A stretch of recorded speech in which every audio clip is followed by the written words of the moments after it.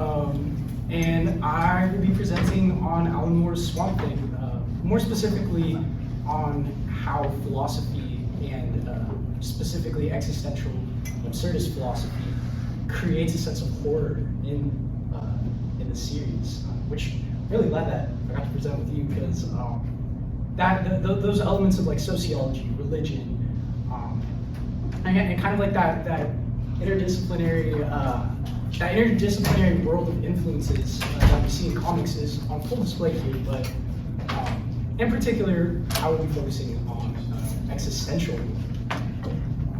So to begin, an important distinction needs to be made between what existential horror is and what material, physical, or body horror would be.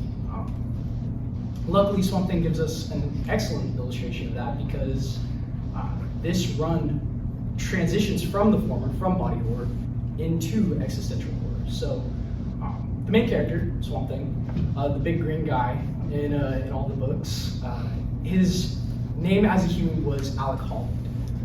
He was a scientist, a genius, but in a kind of typical superhero backstory, he gets blown up in an experiment gone wrong, and gets turned into this kind of monster.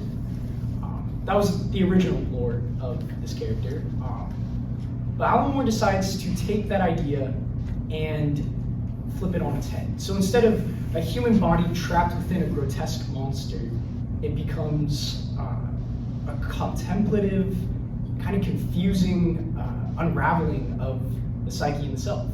So in Volume 1, Book 2, Chapter 2, we see the story of essentially Swamp Thing being dissected. A scientist is trying to figure out like what is the science behind like how this guy exists. He finds organs that look like human organs but are made entirely out of vegetable matter and serve no purpose. He finds Swamp Thing doesn't even have a human brain anymore. What ends up being revealed is that the being that we know as Swamp Thing only has the cell memory of Alec Holland. So he preserves the memories of his past life without actually having any of the original material. So it's a bit of a ship of Theseus situation of like, how many parts can you remove without the self being lost? When Swamp Thing finds out this information, it sends him into an entire rampage as he finds out that he cannot reclaim his humanity. That's an impossibility. There's no human left in him to recover. And in very existential horror fashion, his body disintegrates. He goes from the shape of a man to a mound of plant matter. So to kind of explain this in a theoretical sense, I picked out three important philosophers within the kind of modernist, postmodernist world and existential philosophy to kind of look at. So first off, we got Jean-Paul Sartre. Okay. Just to pare it down, because he had a lot of ideas, three key points have to be discussed. So first off is Anguish, or Angoisse, I think, in French. And basically, Sartre decided that all human life, or all life in general, was, to a certain extent, permeated by suffering. It's a very cheery dude. If there's one thing to take from all of these philosophers is how optimistic they are. But this sense of anguish, he said, came from dissonance, a block between transcendence, which is kind of like the active personal connection to the self. So what I think my beliefs are, what I think my values are, and facticity. And facticity is a very important part of this because facticity is a being's history, their actual makeup, biological, social, historical, whatever it may be.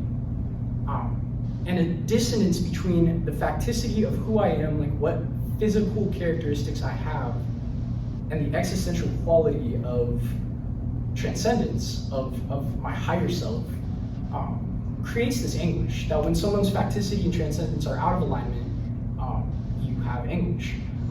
Swamp Thing's a perfect example of this, because when he finds out that his human self is entirely gone and that there's no hope for him, he literally goes through an existential, journey, trying to figure out what his purpose is. Like, who is he going to be? He thought he was a human trapped in a swamp creature's body, but he ends up being, he ends up being Lord knows what, an earth elemental, a product of a science experiment gone wrong. All of these things confuse him, and he has to figure out what his actual values are going to be. And that's represented in his gaining and losing of power in relation to how connected he is with his facticity. So later on, in book 3, he learns that he can let his physical body die at any time and grow out of plant matter anywhere in the world. He can take any shape he wants. He could look like a lion, he could look like a person.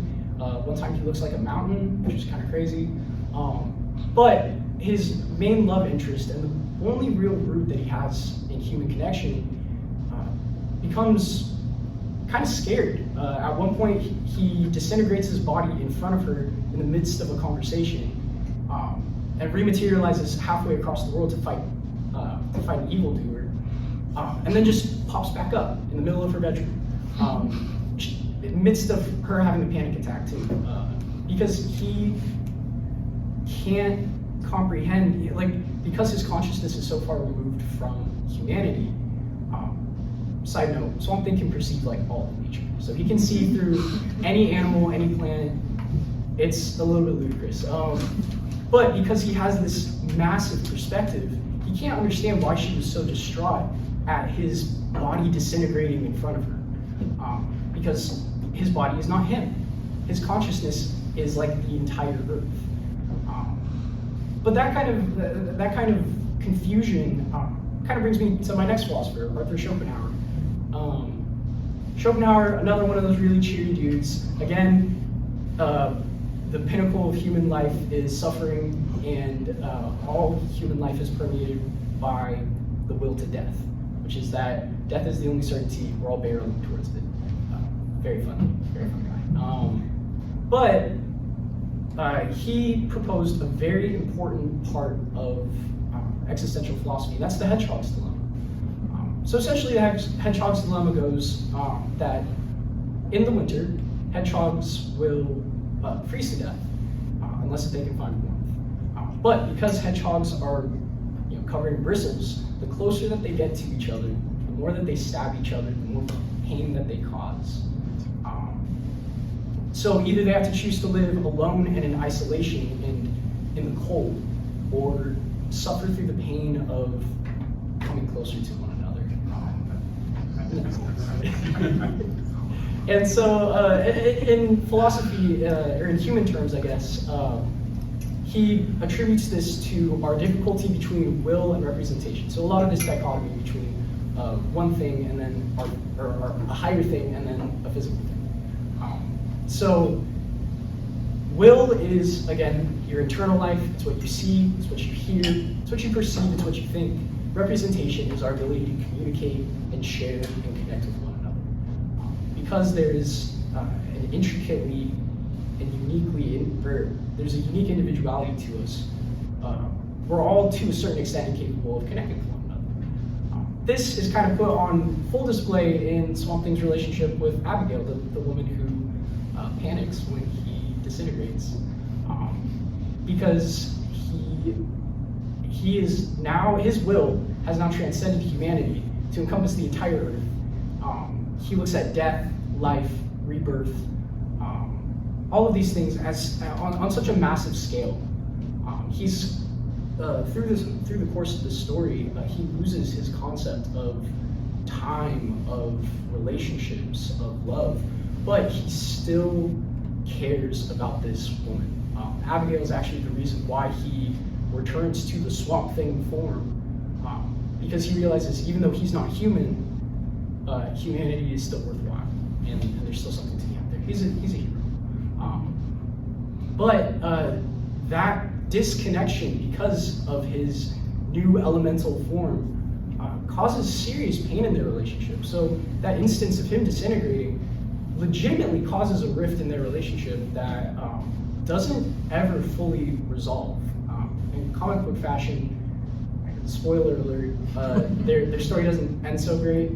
Abigail gets kidnapped, and I think she dies, but she might come back to life. She's come back to life like twice in the range of the story already.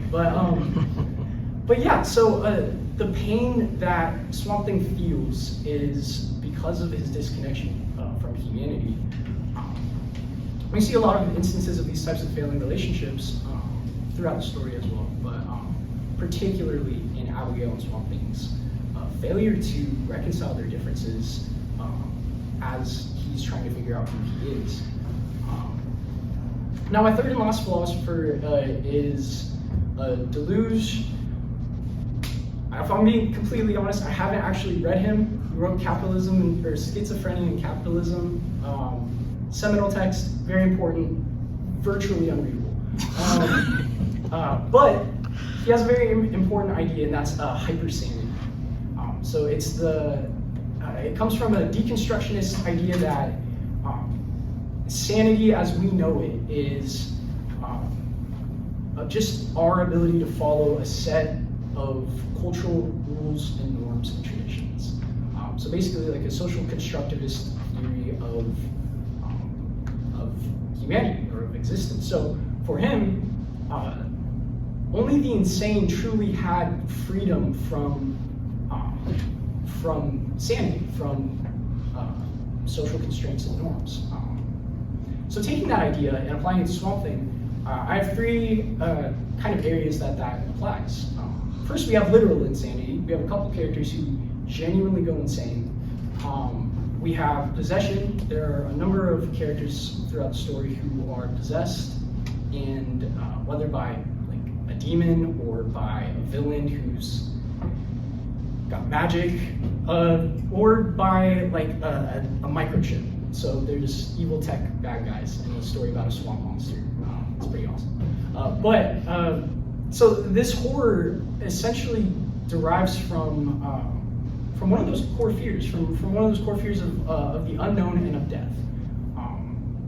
And this applies to like all three of the philosophers, and truly like the interesting aspects of horror in this story is that we have these characters, specifically Swamp Thing, who are dealing with very human concepts of loss of control, loss of freedom, inability to communicate, inability to form meaningful relationships, isolation, and death, and I guess confusion of the self.